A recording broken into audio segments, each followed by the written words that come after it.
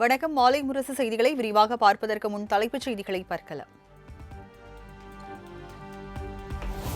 தமிழகம், புதுச்சேரி உள்ளிட்ட 5 மாநிலங்களில் நாளை வாக்கு எண்ணிக்கை. வாக்கு எண்ணிக்கைக்கான அனைத்து ஏற்பாடுகளையும் முழுவீச்சில் செய்து வரும் இந்திய தேர்தல் ஆணையம்.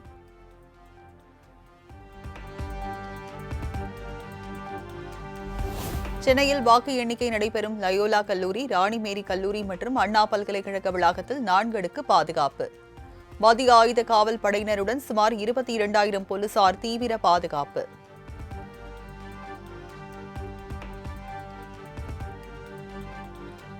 நாளை வாக்கு எண்ணிக்கை நடைபெறவுள்ள நிலையில் தமிழ்நாடு முழுவதும் பாதுகாப்பு பணி தீவிரம். தமிழ்நாடு முழுவதும் 1 லட்சம் போலீசார் பாதுகாப்பு பணியில் ஈடுபட்டுள்ளதாக தகவல்.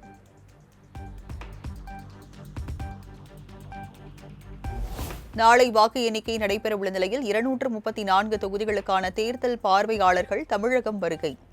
சென்னை உள்ளிட்ட நகரங்களில் வாக்கு எண்ணும் மையங்களில் மேற்கொள்ளப்பட்டுள்ள பாதுகாப்பு ஏற்பாடுகள் குறித்து ஆய்வு.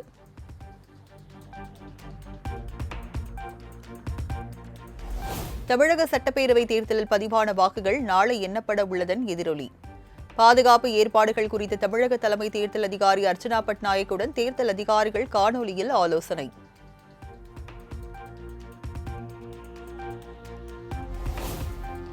தமிழக சட்டப்பேரவை தேர்தலில் பதிவான வாக்குகள் நாளை எண்ணிக்கை எதிரொலி. பொதுமக்களிடையே பாதுகாப்பை உறுதிப்படுத்தும் வகையில் காவல்துறையினர் கொடி அணிவகுப்பு.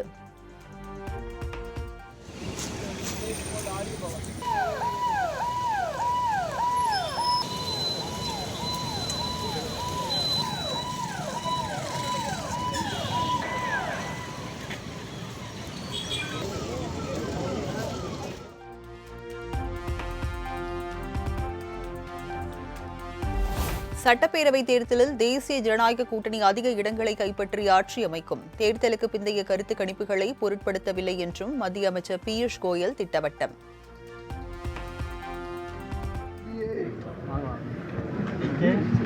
Is poised for a sure victory. They do their job, we do our job. Our job is to win the election, and we have fought very well as a family. The entire NDA family, all our alliance partners fought very well. The votes that we were expecting have been cast.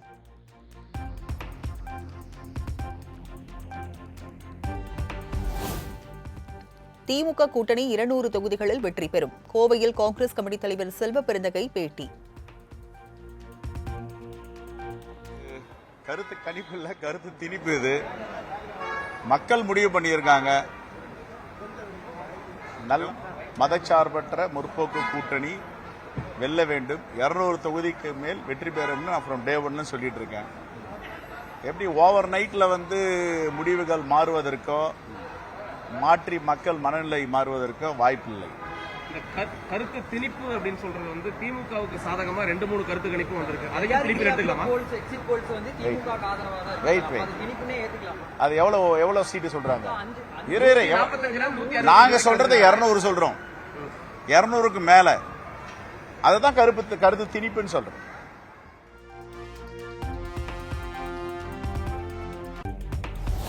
டெல்லியின் விவேக் விஹார் பகுதியில் உள்ள 4 மாடி கட்டிடத்தில் நிகழ்ந்த பயங்கர தீ விபத்தில் 9 பேர் உயிரிழப்பு. 2ஆம் தளத்தில் இருந்து மேல் தளங்களுக்கு தீ பரவியதால் நிகழ்ந்த பரிதாபம்.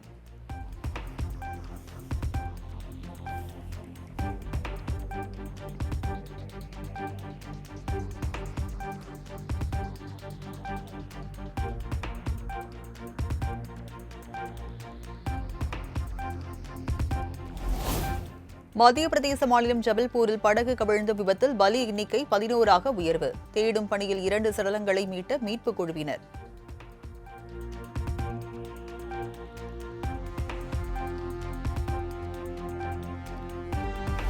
மருத்துவ படிப்புகளில் சேர விரும்பும் மாணவர்களுக்கு இன்று நடைபெறுகிறது நீட் தேர்வு. நாடு முழுவதும் 22,80,000 மாணவர்கள் தேர்வு எழுதுகின்றனர்.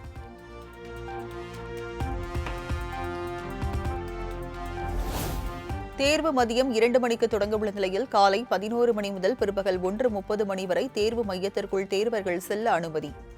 பிற்பகல் 1:30 மணிக்கு மேல் யார் வந்தாலும் அனுமதிக்கப்பட மாட்டார்கள் என தேசிய தேர்வு முகமை எச்சரிக்கை.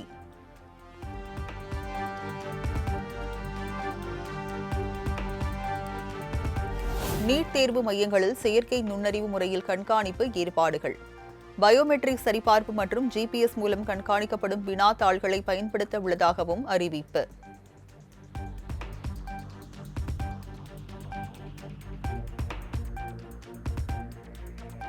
தமிழ்நாட்டில் பொறியியல் படிப்பு மாணவர் சேர்க்கைக்கு இன்று முதல் ஆன்லைனில் விண்ணப்பிக்கலாம் என தொழில்நுட்ப கல்வி இயக்ககம் அறிவிப்பு.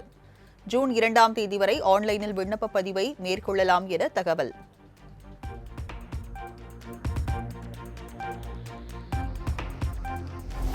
தமிழகத்தில் நாளுக்கு நாள் வெயில் தாக்கம் அதிகரித்து வரும் நிலையில் நாளை முதல் தொடங்குகிறது கத்திரி வெயில்.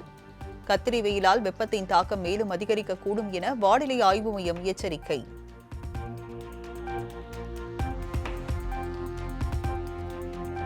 தமிழகத்தில் ஈரோடு, திருச்சி, திருப்பத்தூர் உள்ளிட்ட 13 இடங்களில் சதமடித்த வெயில். அதிகபட்சமாக வேலூரில் 107 டிகிரி ஃபாரன்ஹீட் வெப்பம் பதிவானதால் வீடுகளில் முடங்கிய மக்கள்.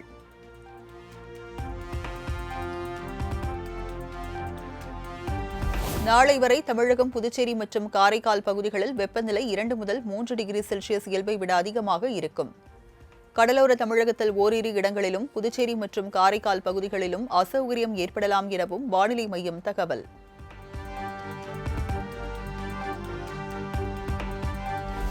கோவை, திருப்பூர், தேனி, திண்டுக்கல் ஆகிய 4 மாவட்டங்களில் இன்று கனமழைக்கு வாய்ப்பு. சென்னை வானிலை ஆய்வு மையம் கணிப்பு.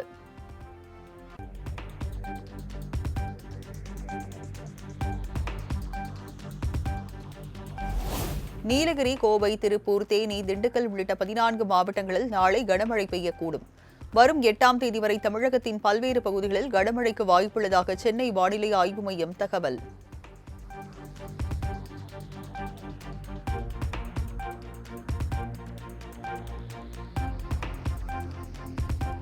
சிவகங்கை மாவட்டம் மானாமதுரையில் பலத்த சூறை காற்றுடன் கொட்டி தீர்த்த கனமழை.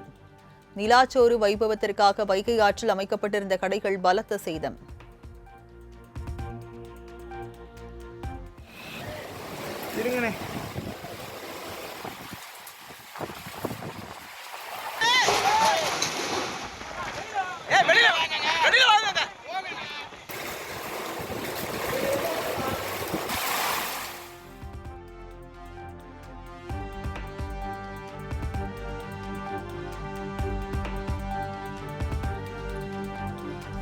திருவண்ணாமலையில் கோடை வெயிலுக்கு இடையே பலத்த காற்றுடன் கொட்டி தீர்த்த கனமழை. வேன், கார் மற்றும் மின்கம்பங்கள் மீது மரங்கள் வேரோடு சாய்ந்ததால் போக்குவரத்து பாதிப்பு, வாகன ஓட்டிகள் அவதி.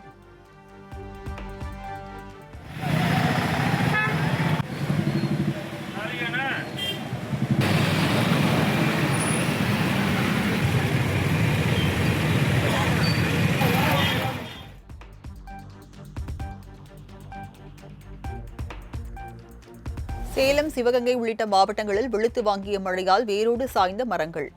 வேலூர், ஈரோடு உள்ளிட்ட பகுதிகளிலும் 1 மணி நேரத்திற்கு மேலாக பெய்த மழையால் குளிர்ந்த சூழல் நிலவியதால் மக்கள் மகிழ்ச்சி.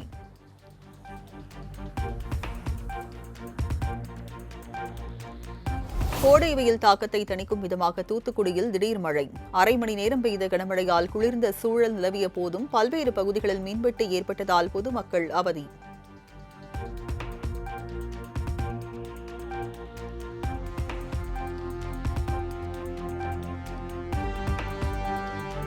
திருப்பூர் மாநகரின் பல்வேறு பகுதிகளிலும் திடீரென பெய்த ஆலங்கட்டி மழை. கோடை வெயில் வாட்டி விதைத்த நிலையில் பெய்த மழையால் பொதுமக்கள் மகிழ்ச்சி.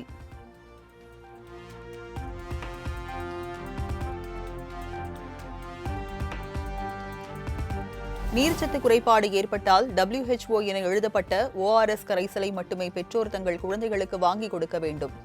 தமிழ்நாடு மருந்து கட்டுப்பாட்டு இயக்ககம் அறிவுறுத்தல்.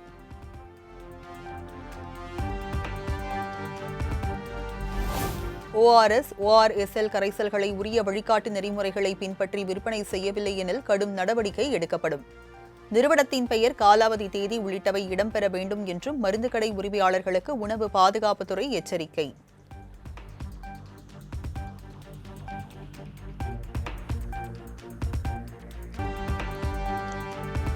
திருச்செந்தூர் சுப்பிரமணிய சாமி கோவிலில் பக்தர்கள் 3 மணி நேரத்திற்கு மேலாக நீண்ட வரிசையில் காத்திருந்து சாமி தரிசனம். பல்வேறு பகுதிகளில் இருந்து வந்த பக்தர்கள் பால்குடம் கிடத்தும் காவடி சுமந்தும் நேர்த்தி கடன்.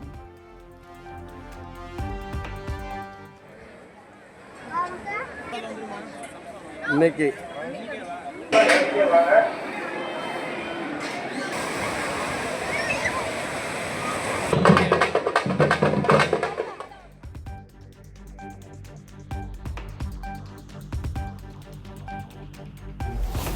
தொடர் விடுமுறை காரணமாக கொடைக்கானலில் குவிந்த ஆயிரக்கணக்கான சுற்றுலா பயணிகள் குணா குகை, பைன்மரக்காடு, மோயர் சதுக்கம், பிரையன் பூங்கா உள்ளிட்ட பகுதிகளில் புகைப்படம் எடுத்து உற்சாகம்.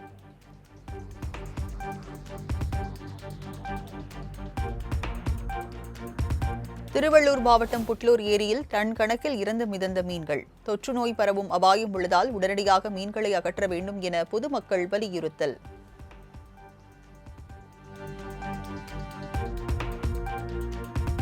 திருவண்ணாமலை கிரிவல பாதையில் பக்தர்கள் வீசி சென்ற 300 டன் குப்பைகள் அகற்றம். தூய்மை பணியில் ஈடுபட்ட சுமார் 2000க்கும் மேற்பட்ட ஊழியர்கள்.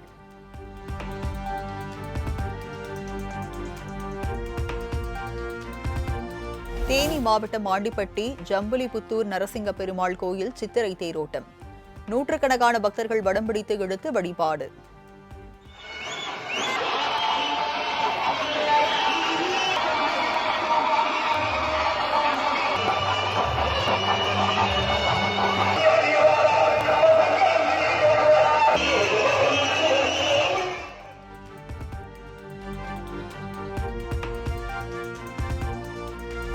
மேற்கு வங்கத்தில் வன்முறைகள், தேர்தல் முறைகேடுகள் நடைபெற்றதாக எழுந்த குற்றச்சாட்டை தொடர்ந்து ஃபால்டா தொகுதியில் தேர்தல் ரத்து. வரும் 21ஆம் தேதி ஃபால்டா தொகுதியில் உள்ள 285 வாக்குச்சாவடி மையங்களிலும் மறு வாக்குப்பதிவு நடத்த தேர்தல் ஆணையம் உத்தரவு.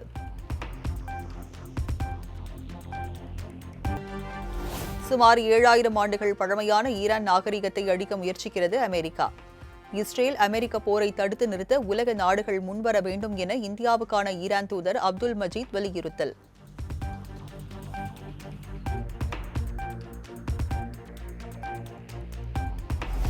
ஐக்கிய அரபு அமீரகத்தில் இயல்புக்கு நிலைக்கு திரும்பிய விமான சேவை. மேற்காசிய போரால் மூடப்பட்ட வான்வெளி முழுமையாக திறப்பு.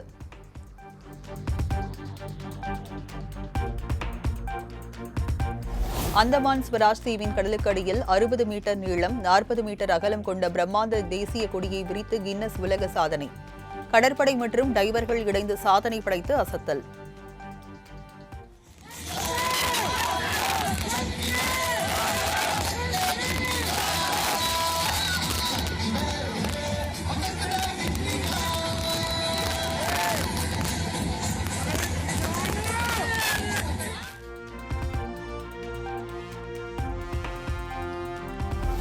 ஐபிஎல் கிரிக்கெட் போட்டியில் சென்னை சூப்பர் கிங்ஸ் அபார வெற்றி. 8 விக்கெட் வித்தியாசத்தில் மும்பை அணியை வீழ்த்தி அசத்தல்.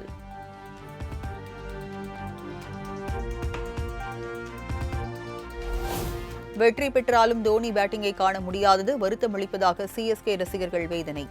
அடுத்த போட்டிகளில் வெல்வோம் என மும்பை அணி ரசிகர்கள் நம்பிக்கை. இருந்தால் பெட்டரான ஃபீல் ஆகுது. ரோஹித் சர்மா ஃபீல்டில் இருந்திருந்தா நல்லா இருந்திருக்குமோன்னு தோணுது. அண்ட் மோர் ஓவர் எங்களுக்கு வந்து ரெண்டு டீமுமே, சிஎஸ்கே ஆகட்டும் மும்பை ஆகட்டும், நிறைய கப்ஸ் பார்த்துட்டாங்க. ரெண்டு டீமுமே எங்களுக்கெல்லாம் என்ன ஃபீல் ஆகுதுன்னா, தோனியும் ரோஹித் இல்லாமல் இந்த டீம் எப்படி ஓடும் அப்படின்றத வந்து எல்லாரும் பார்க்கணும் அப்படின்றத எங்கள் ரியாலிட்டியை காமிக்கிறாங்களோ அப்படின்னு ஃபீல் ஆகுது. சிஎஸ்கே கொஞ்சம் பாசிட்டிவாக தான் இருக்குது. தோனி ரோஹித்தை பார்க்கலான்னு எதிர்பார்த்தோம், ஆனால் இன்றைக்கி பார்க்க முடியல. தோனி இன்ஜுரியிலேருந்து வந்துட்டாரா இல்லைன்னு எங்களுக்கு தெரியல. மற்றபடி மேட்ச்சு நல்ல மேட்ச்சு, கொஞ்சம் ஸ்லோவாக போச்சு, மற்றபடி நல்லா.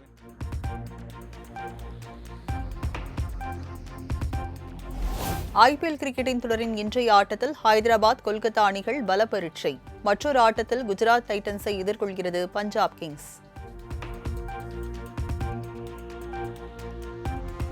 மகளிர் உலகக்கோப்பை T20 தொடரில் பங்கேற்கும் 15 பேர் கொண்ட இந்திய மகளிர் அணி அறிவிப்பு. கேப்டன் ஹர்மன்பிரீத் கவுர் தலைமையில் ஸ்மிருதி மந்தனா, ஷெஃபாலி வர்மா, தீப்தி சர்மா, கிராந்தி கவுர் உள்ளிட்டோர் பெயரை அறிவித்தது ஐசிசி.